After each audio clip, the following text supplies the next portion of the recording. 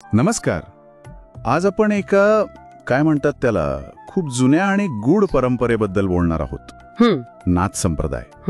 त्याचा उगम कसा झाला याची चर्चा करूया. अगदी. आपल्याकडे काही संदर्भ आहेत.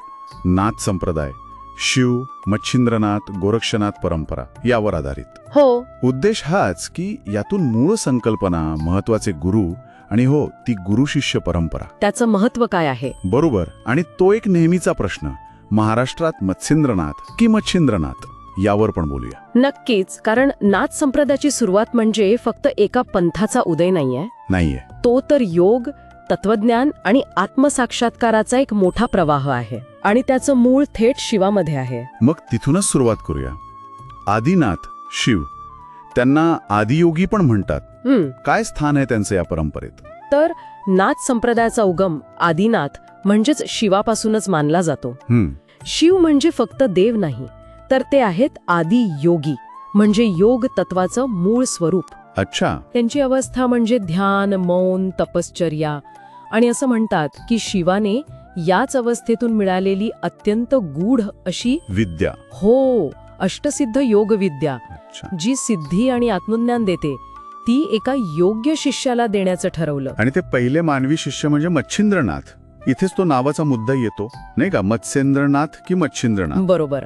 मच्छिंद्रनाथ हे पहिले मानवी गुरु आणि मत्स्येंद्रनाथ आणि मच्छिंद्रनाथ ही एकाच व्यक्तीची नावं आहेत. अच्छा, फक्त उच्चारण वेगळं. हो, प्रादेशिक उच्चारण आणि परंपरेनुसार थोडा फरक आहे.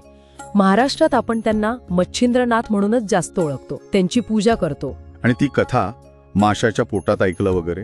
हो, ती खूप प्रसिद्ध कथा आहे की ते आधी मच्छीमार होते आणि समुद्रात माशाच्या पोटात असताना त्यांनी नकळतपणे शिवपार्वतीचा संवाद ऐकला. योग विद्येवरचा गुप्त संवाद. अगदी. म्हणजे हा योगायोग होता की शिवाने निवड केली होती. कथा जरी योगायोगाची वाटली तरी परंपरेनुसार शिवानी त्यांची पात्रता ओळखली होती असं मानतात.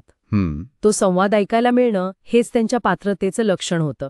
आणि शिवाने त्यांना नुसतं ज्ञान नाही दिलं, तर ती पूर्ण विद्या दिली. हो, ती संपूर्ण अष्टसिद्ध योगविद्या, ज्यात खूप अवघड साधना आहेत. ह्या अष्टसिद्ध योगविद्येत काय काय येतं साधारण? काही उदाहरणं? म्हणजे बघा, हठयोगातल्या अवघड क्रिया तर आहेतच. हो. मग प्राणायाम आहे, सूक्ष्म नाड्या आणि चक्रांची शुद्धी आहे, नादयोग म्हणजे आतल्या आवाजावर ध्यान लावणं. अच्छा. आणि सगळ्यात महत्वाचं म्हणजे कुंडलिनी जागरण, शरीरात जी सुप्त आध्यात्मिक शक्ती असते तिला जागृत करणं, ज्यामुळे उच्च चेतनेचा अनुभव येतो. बरोबर. अशा अनेक गहन साधना आहेत त्यात. मच्छिंद्रनाथांनी हे सगळं आत्मसात केलं. ठीक आहे, म्हणजे शिवाकडून मच्छिंद्रनाथांपर्यंत हा ज्ञानाचा प्रवाह आला. पण हे ज्ञान मग पुढे कसं पसरलं, म्हणजे साधकांपर्यंत, लोकांपर्यंत? गोरक्षनाथांची भूमिका काय येथे? अगदी बरोबर प्रश्न. इथेच गोरक्षनाथांचं महत्व आहे. ते मच्छिंद्रनाथांचे मुख्य शिष्य होते. जर मच्छिंद्रनाथ हिमालयात किंवा एकांतात साधना करत राहिले तर गोरक्षनाथांनी ही जी गूढ विद्या होती ना, ती लोकांपर्यंत नेली. हो. त्यांनी ती सर्वसामान्यांपर्यंत पोहोचवण्याचं खूप मोठं काम केलं.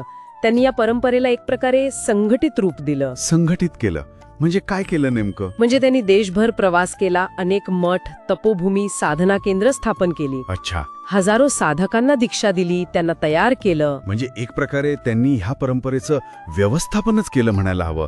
त्यामुळेच ती इतकी विस्तारली असेल. अगदी. आणि फक्त संघटन नाही, त्यांनी तत्वज्ञानाला लिखित स्वरूप पण दिलं. ग्रंथ लिहिले त्यांनी. हो. गोरक्ष शतक आणि सिद्ध सिद्धांत पद्धती हे त्यांचे ग्रंथ आजही महत्वाचे मानले जातात. त्यांनी साधनेचा मार्ग जास्त स्पष्ट केलं. म्हणूनच गोरक्षनाथांना नाथ संप्रदायाचे मुख्य प्रवर्तक मानतात. त्यांनी सामाजिक, साधनात्मक आणि तत्वात्मक आधार दिला परंपरेला. आपण सुरुवातीला आदिनाथ, शिव असं म्हणालो. ही आदिनाथ संकल्पना काय आहे नक्की, थोडं अजून सांगता येईल? नाथ परंपरेत आदिनाथ म्हणजे स्वतः शिव, मूळनाथ. हो, मूळनाथ. ते फक्त संस्थापक नाहीत, तर तेच अंतिम सत्य आहेत, अंतिम ध्येय आहेत. अच्छा. प्रत्येक नाथ साधकाच्या साधनेचा उद्देश काय असतो, तर त्या आदिनाथ शिवतत्वाशी एकरूप होणं, स्वतःमधल्या शिवतत्वाला ओळखणं.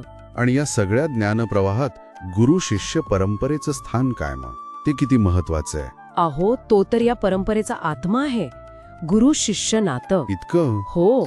इथे गुरुला साक्षात ब्रह्म मानलं जातं. ज्ञान हे फक्त पुस्तकातून नाही मिळत, ते अनुभवातून मिळतं. अगदी. ते गुरुकडून शिष्याकडे थेट अनुभवातून येतं. तो प्रवाह बघा कसा आहे. शिव, मग मत्स्येंद्रनाथ, मग गोरक्षनाथ. आणि त्यांच्याकडून पुढे अखंडित. हो, हजारो वर्षांपासून ही साखळी सुरू आहे. ही परंपरा म्हणजे केवळ माहिती नाहीये, तर प्रत्यक्ष अनुभव, साधना आणि गुरुच्या मार्गदर्शनाने मिळणारी प्रेरणा आहे. गुरु फक्त मार्ग दाखवत नाहीत, तर त्या मार्गावर चालण्यासाठी तयार करतात. बरोबर सक्षम करतात. खरंच विलक्षण आहे हे. म्हणजे थोडक्यात सांगायचं तर शिवाच्या मौनातून एक योगविद्या प्रकट झाली. ती मच्छिंद्रनाथांच्या तपश्चर्येतून मानवी पातळीवर आली. बरोबर. आणि गोरक्षनाथांच्या कामामुळे ती सगळीकडे पोहोचली, एक संघटित परंपरा बनली. अगदी अचूक, तुम्ही अगदी बरोबर मांडलं. आणि महत्वाचं काय, ही फक्त इतिहासातली गोष्ट नाहीये. हां, ही चैतन्यमय परंपरा आजही जिवंत आहे. हजारो साधकांना आत्मज्ञानाचा मार्ग दाखवते आहे, त्यांच्यातल्या शिवाशी एकरूप व्हायला मदत करते आहे. आणि याच विचाराने आजची ही चर्चा इथेच थांबूया. श्रोत्यांसाठी एक विचार नक्कीच राहतो मनात, की हजारो वर्षांपूर्वी सुरू झालेला हा ज्ञानाचा अखंड प्रवाह आजही साधकांना कसा बरं स्पर्श करत असेल. हो, या प्राचीन मार्गाचं आजच्या जगात काय महत्त्व असेल आणि वर्तमानातले साधक हे ज्ञान कसं अनुभवत असतील, याचा विचार करायला हरकत नाही.